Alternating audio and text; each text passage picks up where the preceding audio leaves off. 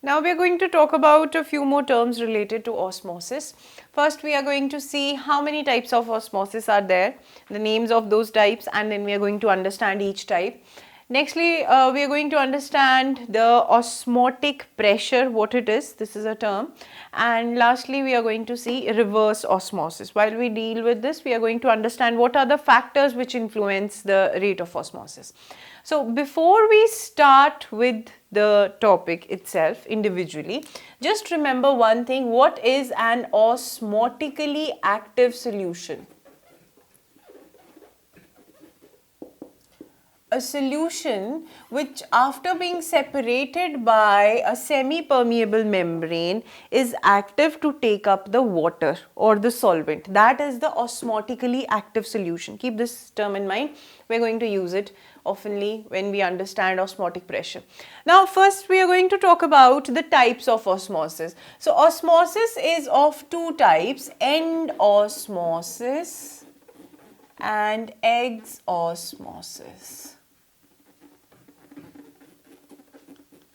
Now these two terms, endo and exo, you know that endo means inside, exo means outside. So whenever there is osmosis that is taking place inside the cell, that means the cell is absorbing the solvent. That means the cell is hypertonic and is taking up the solvent. That condition is known as end osmosis. So you can believe it that the osmotically active solution is present inside the cell.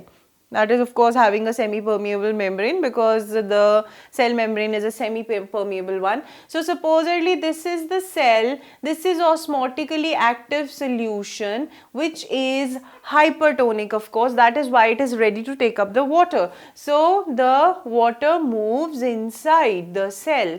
That would be end osmosis.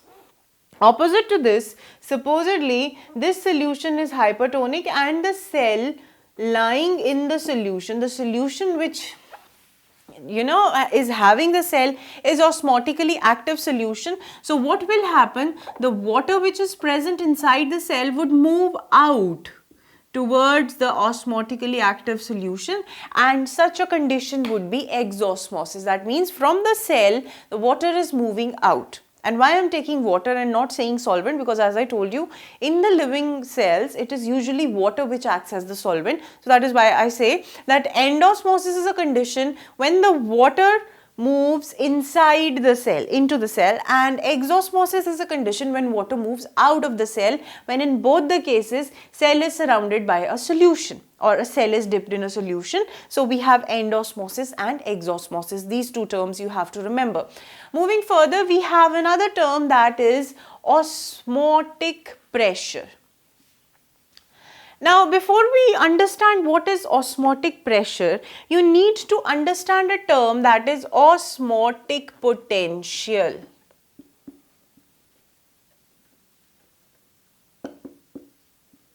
Okay. Now, a solution is osmotically active. It is having the solute particles inside it. Try to understand this thing, that this term potential and osmotic. Firstly, you have to see that what basically is osmosis. Osmosis is the tendency of absorbing the solvent. That is why we have ascertained this term, that being osmotically active to a hypertonic solution which can take up water. So a hypertonic solution is having a higher concentration of solutes inside its solvent. That means it is having the tendency to do osmosis. And how much is the tendency of doing osmosis? That means absorbing the water from the semi-permeable membrane through a semi-permeable membrane from a solution. That depends on the quantity of solute particles. Are you getting my point? It is simple, that supposedly you are having a solution like this. There is a cell inside it, and we say that the cell is osmotically active. That means the concentration inside the cell is much higher. That is why it could take up the solvent inside. Okay, or the water inside. Now this being osmotically active, that means this is able to do osmosis, and in terms of osmosis we are talking about endosmosis. Now this osmosis is taking place thanks to the solute particles which are present inside the solution of the cell. Okay, these are two solutions we are considering, the solution inside the cell, the solution outside the cell. The solution inside has a higher concentration, all thanks to the extra solute particles which are present. So these solute particles are providing the solution a capability, or you can say the potential to do osmosis. So a solution is osmotically active because it is having a potential that is being provided by solute particles. Okay, more would be the number of solute particles, more would be the potential of solution to take up the water. So we have osmotic potential as the tendency due to which the solution would absorb solvent. More and more would be the solute concentration, more would be the osmotic potential. So the osmotic potential, because it is directly dependent upon the number of solute particles, is totally equivalent to the solute potential of a solution, which is represented like this.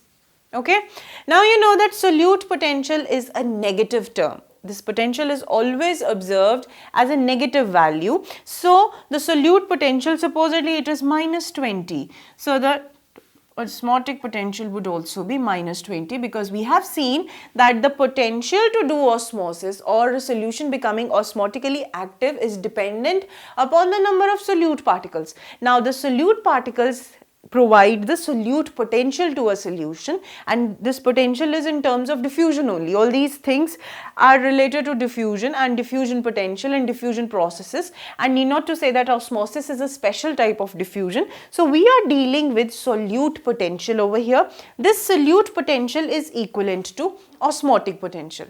Now these two terms, but we had to talk about osmotic pressure. Now osmotic pressure depends on osmotic potential. That is why I talked about solute potential. That is why in the beginning I said that what is an osmotically active solution.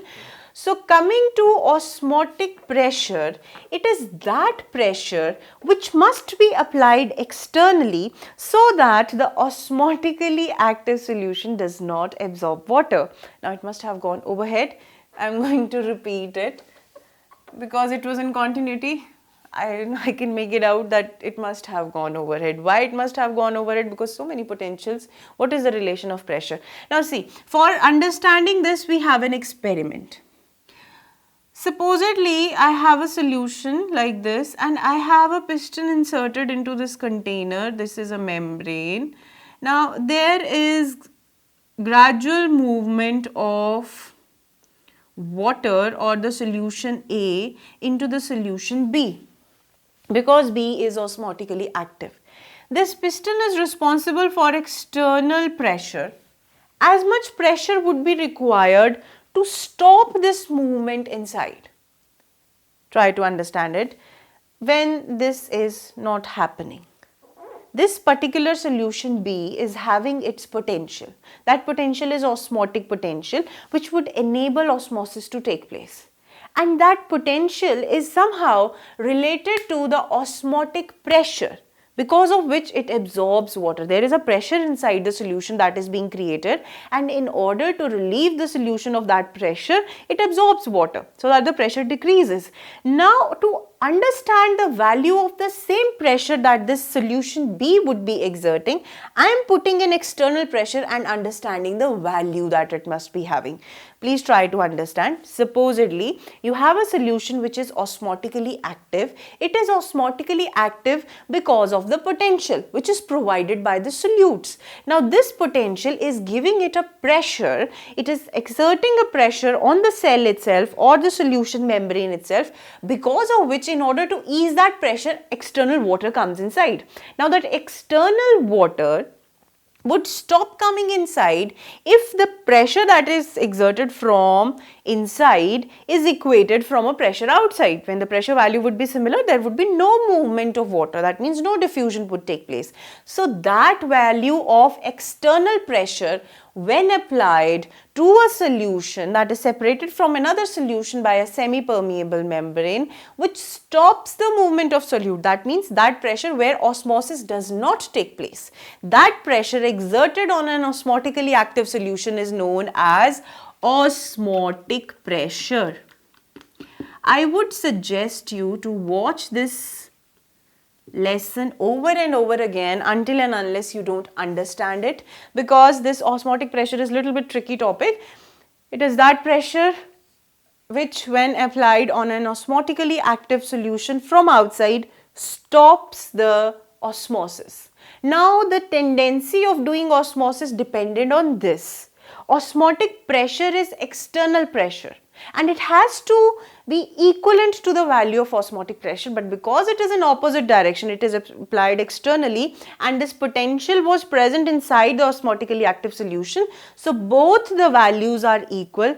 Only difference being that the osmotic pressure is a positive value while osmotic potential is a negative value. You can keep in mind, because osmotic potential depended upon solute potential, so we have osmotic pressure is negative of solute potential. It would be a positive value, this would be a negative value. This is all you have to remember in terms of osmotic potential. And last is reverse osmosis. You see, generally this movement was inside the solution, that is hypertonic solution.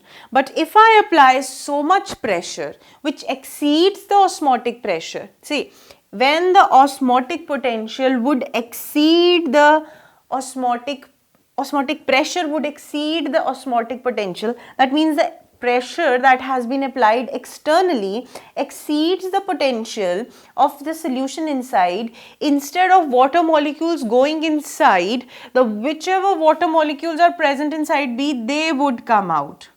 So the reverse movement of water particles outside from a hypertonic solution by application of external pressure is known as reverse osmosis.